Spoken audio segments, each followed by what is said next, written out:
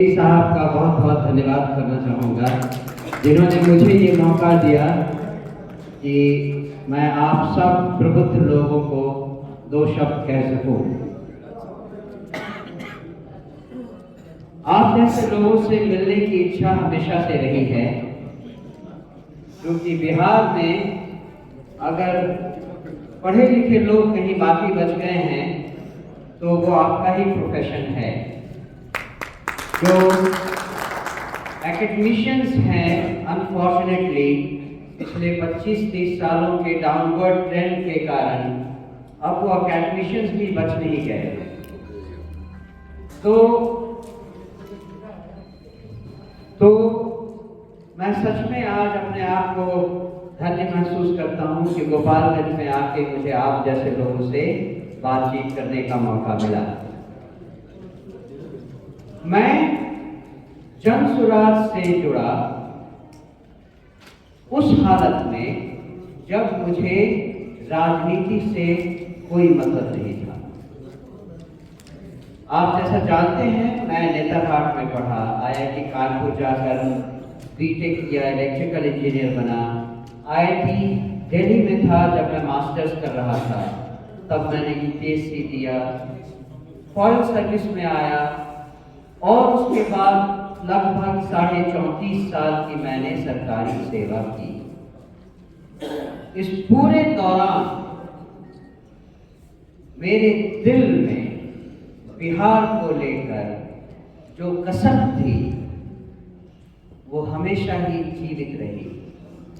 चूंकि मैं विदेशों में रह चुका था और हर जगह देखता था कि समाज कितनी अच्छी तरह से चल रहा है, मुझे लगता था कि बिहार में ऐसा क्यों नहीं हो सकता। मुझे याद है 1994 में मैं हॉलैंड में पोस्टेड था और हॉलैंड से मैं होम लीव पर इंडिया आया था। उस समय मेरे फादर इन लॉ, आप में से बहुत लोग जानते हैं उनको, मिस्टर मैकू राव, जो IPS 61 बैच के थे, उस समय DGP थे। मैंने उनसे कहा बहुत इंथुसियास्टिक होकर कि हॉलैंड में ये होता है, नालियाँ इतनी साफ होती हैं, लोग इतना अच्छा काम करते हैं, हमारे यहाँ ऐसा क्यों नहीं हो सकता। मुझको आप लालू यादव जी से एक मीटिंग करवा दीजिए, मैं उनसे जाके बोलना चाहता हूँ, बताना चाहता हूँ कि हम बिहार में क्या कर सकते हैं। उन्होंने मेरी सारी बात सुनी और फिर धीरे से बोले, बेटा इसका रहने दो, अभी बिहार में वो समय नहीं आया है कि कोई आपकी बात को समझेगा। मैं ये कहना चाहता हूँ कि बिहार में जो हो रहा था उसकी जानकारी मुझे हमेशा रही और उसको कैसे बदला जाए इसकी कसक भी हमेशा रही। तो रिटायरमेंट के बाद मैं जानता था कि जो पॉलिटिकल पार्टीज बिहार में शासन कर रही है उनके साथ जुड़ने का कोई फायदा नहीं है। राजनीति से वैसे भी मुझे नाराजगी थी और अगर बिहार को बदलने का मन हो तो ये पार्टियां उसके लायक नहीं थी। मुझे लगभग 7 महीने से अलग अलग जगहों से बताया गया कि एक बार आप प्रशांत किशोर जी से मिल लो। मैंने हमेशा से ही कहा मुझे राजनीति नहीं करनी, मुझे नहीं जानना। फाइनली मेरी पत्नी ने मुझे एक बार इंसिस्ट किया कि प्रशांत किशोर जी की एक प्रोग्राम है आपकी अदालत, उसको आप देख लो। मैंने केवल वो आपकी अदालत को देखा और उसके बाद से मेरा विचार बदलने लगा। फॉर्चुनेटली प्रशांत किशोर जी से मुलाकात हुई और मैंने इस पार्टी को ज्वाइन किया। मैं आपको इस 4-5 महीनों में जो मैंने सीखा है उसका एक शॉर्ट जिस्ट अपने तरह से पेश करना चाहता हूं। जन स्वराज पार्टी क्या है? आप सुनते आ रहे हैं प्रशांत किशोर के मुंह से कि जन स्वराज पार्टी बिहार में बदलाव चाहती है, व्यवस्था परिवर्तन चाहती है। व्यवस्था परिवर्तन क्या है, कैसी व्यवस्था को बदलना है, ये सवाल मेरे मन में सबसे पहले था। और मैंने सीखा कि व्यवस्था से हमारा मतलब है हम में से हर आदमी, हर औरत जो इस जिल्लत वाली जिंदगी से परेशान है, इस जिंदगी को कैसे बदला जाए। हर जगह हम भ्रष्टाचार से जूझ रहे हैं और कानून व्यवस्था से डरे हुए हैं, कानून व्यवस्था से सताए हुए हैं। मैं 8 अलग अलग देशों में रह चुका हूं, हर देश में कहीं 3 साल, कहीं 3.5 साल, और वहां मैंने जिंदगी जी है, टूरिस्ट की तरह नहीं रहा। इसीलिए मैं आपको बता सकता हूं कि हॉलैंड को छोड़ दे, वो एक डेवलप्ड कंट्री है। इंडोनेशिया, टर्की, यूक्रेन, ईरान, इन सारे देशों में समाज जिस तरह से चलता है उसकी तुलना में हम यहाँ भारत में इन जनरल, बिहार में इन पर्टिकुलर कम से कम 100 साल पीछे। समाज जिस तरह चलता है, समाज के चलने का मतलब है, एक छोटा उदाहरण देता हूं। हर देश में लोग पुलिस को अपना दोस्त मानते हैं। कहीं कोई प्रॉब्लम हुई, पहले ढूंढते हैं पुलिस वाला कहाँ है, उससे सहायता लें। हमारे यहाँ इसका ठीक उल्टा है। आप अगर प्रॉब्लम में हैं तब भी आप कोशिश करेंगे कि ज़्यादा से ज़्यादा हो सके पुलिस वालों को अवॉइड करें। ये अंतर है उस समाज में जो होना चाहिए और इस समाज में जो है। भ्रष्टाचार का आलम आप सब अच्छी तरह जानते हैं। किसी भी सरकारी दफ्तर में जाएं, बिना पैसा दिए कोई काम नहीं होता। इंडोनेशिया ऐसे जगह में भी भ्रष्टाचार है, लेकिन इस तरह का भ्रष्टाचार नहीं है। वहाँ भ्रष्टाचार ऊपर के लेवल पे होता है और उससे नॉर्मल लोगों की जिंदगी में कोई परेशानी नहीं आती। मुश्किल है कि अगर हम व्यवस्था बदलना चाहते हैं तो इसका मतलब है भ्रष्टाचार को कम करें या हटाएं और कानून व्यवस्था को सुदृढ़ करें। मैं कंटिन्यू करूं या रोक दूं?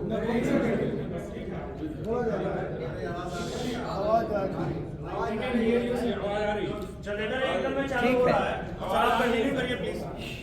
अगर आप शांति रखेंगे तो ही मैं ऐसे माहौल में कंटिन्यू कर सकता हूं। तो व्यवस्था परिवर्तन के लिए क्या जन स्वराज के पास जादू की छड़ी है? नहीं। हमने एक तरीका सोचा है और इसी कारण प्रशांत किशोर जब खुले मन से कहते हैं कि हम काबिल लोगों को अपने साथ जोड़ना चाहते हैं, काबिल लोगों को अपना उम्मीदवार बनाना चाहते हैं, ऐसे काबिल आदमी अगर हमसे जुड़ें तो वो अपने सामर्थ्य के हिसाब से चुनाव में पैसा लगाएं। क्यों ऐसा कहते हैं? अगर आप इसे एनालाइज करें तो बात बिल्कुल साफ हो जाती है। भ्रष्टाचार की शुरुआत कहां से होती है? इन चुनाव से होती है। इस चुनाव में हर उम्मीदवार 7 से 10 करोड़ रुपए लगाता है। इस बार जो जीता शायद वो 1-2 चुनाव और लड़ चुका है और हर उस चुनाव में 7 से 10 करोड़ रुपए लगाए हैं। अगर वो इस बार चुनाव जीता तो जीतते ही, विधायक बनते ही या उनमें से कुछ मंत्री बनेंगे, विधायक या मंत्री बनते ही उनके दिमाग में पहला ख्याल क्या होता है? कैसे वो 10 करोड़, 20 करोड़ या 30 करोड़ जो खर्चे हैं कैसे वापस लेंगे। इसका मतलब है इस भ्रष्टाचार की शुरुआत हमारे विधायक और मंत्री के दिमाग से होगी। वो पैसे कहां से लेगा? अपने ठेकेदारों से लेगा, अपने सीनियर ऑफिसर से मांगेगा, सीनियर ऑफिसर अपने जूनियर ऑफिसर से मांगेगा, वो अपने जूनियर ऑफिसर से मांगेगा। अंत में हम और आप किसी भी सरकारी दफ्तर में जाएं, किसी भी काम के लिए जाएं, बिना पैसा दिए हुए हमारा एक काम नहीं होता। इसके तार ऊपर से जुड़े हैं और उसकी शुरुआत चुनाव से हुई थी। चुनाव की प्रक्रिया अगर बदल दें तो शायद भ्रष्टाचार कम हो जाए। इसीलिए प्रशांत किशोर ने इसीलिए कहा कि अगर हमें काबिल इंसान उम्मीदवार मिल जाते हैं जो निस्वार्थ भाव से जनता की सेवा करने के लिए तैयार है, तो अगर उनकी हैसियत 5 लाख की है तो चुनाव में वो 5 लाख लगाएं। अगर उनकी हैसियत 25 लाख की है तो वो चुनाव में 25 लाख लगाएं। बाकी उनको चुनाव जिताने की जिम्मेवारी जनसुराज पार्टी लेगी। केवल एक आशा है कि अगर हमारा ऐसा काबिल इंसान जीतता है, विधायक बनता है या उनमें से कोई मंत्री बनता है, तो उसके दिमाग में भ्रष्टाचार नहीं आएगा। उसको आशा यही है, हमारा विश्वास है कि ऐसा आदमी, ऐसी औरत के मन में शायद भ्रष्टाचार नहीं करने की बीज पड़ चुकी होगी। अगर ऐसा हुआ, अगर हमारा विधायक, हमारा मंत्री भ्रष्ट नहीं हुआ, तो वादा करते हैं आपसे 3 महीने के अंदर बिहार से भ्रष्टाचार निकाल देंगे। और अगर हमारा मुख्यमंत्री, हमारा गृह मंत्री भ्रष्ट नहीं हुआ, तो सारा का सारा पुलिस तंत्र हम अपने कंट्रोल में रखेंगे। उसके बाद किसी ने भी कोई भी घूस लेने की, भ्रष्टाचार फैलाने की कोशिश की, उसको पहचान कर उसके कान पकड़ के इमीडिएटली बर्खास्त किया जाएगा। ये भी हमारा आपसे वादा है। इसके लिए 2 सबसे कठिन काम है। पहला तो ये कि हम अपनी बात जनता तक पहुंचा सकें, लेकिन उससे भी कठिन काम है कहां से लाएं वो 243 लोग जिन पर जनता भरोसा कर सके।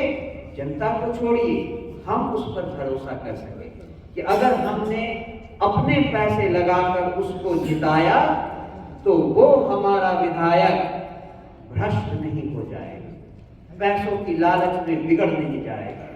इवन दो उसने केवल 5 लाख लगाकर 7 करोड़ लगाने वाले को छोड़कर जीता है, केवल 5 लाख लगाकर, लेकिन उसके बाद भी अगर उसका दिमाग भ्रष्ट न हो जाए, इसकी क्या गारंटी है? कोई गारंटी नहीं। तो हमारे लिए सबसे मुश्किल काम है कहां से लाएं वैसे 243 लोग जिन पर हम भरोसा कर सके, जिन पर जनता भरोसा कर सके। क्योंकि अगर ऐसा आदमी, ऐसी औरत मिले तो उसको जब हम जनता के सामने लाएंगे, उसका मोरल कैरेक्टर अपने आप दिखाई देगा। भाई, प्रशांत किशोर को देखकर आपके, हमारे सबके मन में एक आकर्षण आता है या नहीं? क्या आदमी है, कितना अच्छा मोरल कैरेक्टर है, ऐसा आदमी हमारा सीएम बनना चाहिए, ऐसा आदमी हमारा लीडर बनना चाहिए। हम में से हर लगभग सोचता है या नहीं? हम चाहते हैं कि जनसुराज पार्टी का हर एक वो उम्मीदवार, 243 उम्मीदवार जब जनता के सामने जाए तो जनता को, हर आदमी, हर औरत को लगे क्या नेता है, वाह, ऐसा नेता होना चाहिए। ये तो दूसरे पार्टी के राजनीतिक नेताओं से अलग लगता है। उनको भरोसा होना चाहिए कि ये आदमी जब जीतेगा तो जो वादा जनसुराज करती है बिहार को बदलने का, वो वादा पूरा होगा। हर उस उम्मीदवार में जनता को छोटा छोटा प्रशांत किशोर दिखना चाहिए, तभी जनता को भरोसा होगा कि अगर इस पार्टी को वोट दिया और ये पार्टी जीती तो बिहार सच में बदलेगा। नहीं तो हमारे किए हुए वादों में और दूसरे लोगों के किए हुए वादों में क्या फर्क है? कोई फर्क नहीं है। वो भी कहते हैं हम बेरोजगारी हटाएंगे, वो भी कहते हैं हम शिक्षा देंगे, हम भी वही कहते हैं। अंतर कैसे पता चले? केवल हमारे उस उम्मीदवार में। तो अब मैं मुद्दे पे आता हूं। मैंने आपको बताया कि जन सुराज क्या सोचती है, क्या करना चाहती है और कैसे करना चाहती है। हम चाहते हैं कि उन 243 लोगों में कम से कम 25% आप जैसे प्रबुद्ध लोग, आप लोग एडवोकेट, वकील जो पढ़े लिखे हैं, समझदार हैं, जनता की समस्याओं को जानते हैं, आप में से कोई उनमें 243 में क्यों नहीं हो सकता? आप कब, when will you pick up the gauntlet to fight the ills of the society? When will you have enough courage to rise from the dust and fight for the poor? ये एक कारण है जिसके कारण मैं आपसे बात करना चाहता हूं। आप जनता के प्रबुद्ध चित्त वाले लोग हैं।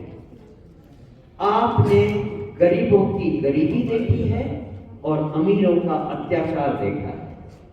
आपने बाहुबलियों का राज भी देखा है और आपने उनको भी देखा है जो जिसकी लाठी उसकी भैंस से हमेशा दबते आ रहे हैं। आपसे अच्छा कौन है जो समाज को सुधारने के लिए एक्टिव रोल अदा कर सकता है? मैं आपसे गुजारिश करता हूं कि आप आगे आए और हमसे जुड़े, जन सुराज को अपना साथी बनाएं और जन सुराज के इसका साथ दें। दूसरी बात,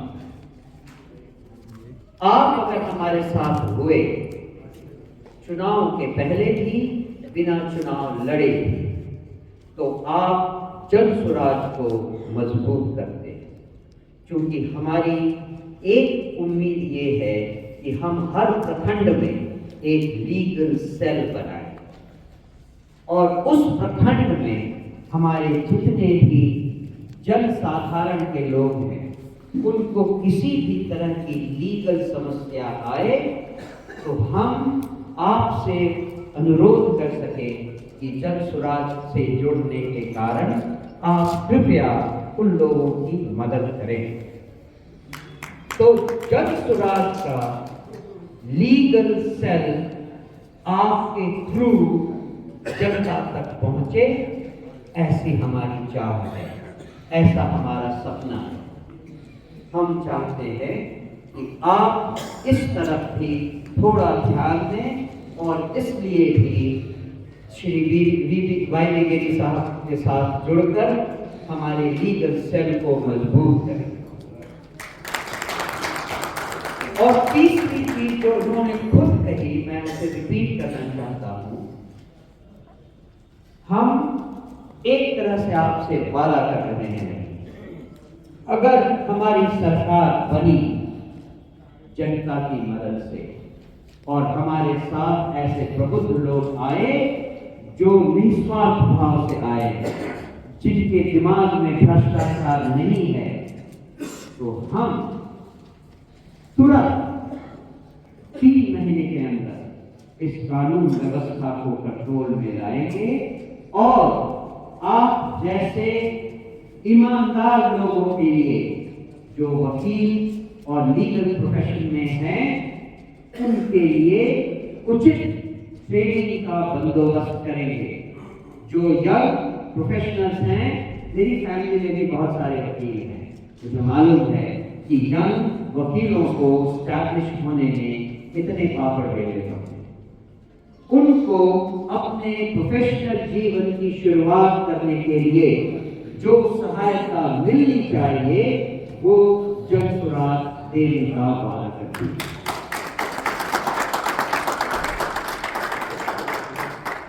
मैं नहीं कहना चाहता, लेकिन अगर आप में से किसी के मन में कोई सवाल हो तो शायद मुझे कुछ और बातें कहने का आपसे मौका मिलेगा। तो मैं अपनी बात समाप्त करता हूँ। आपने मेरी बातें इतने गौर से सुनी, इसके लिए आपका बहुत बहुत धन्यवाद। जय बिहार। तो मैं यहाँ खड़ा हूँ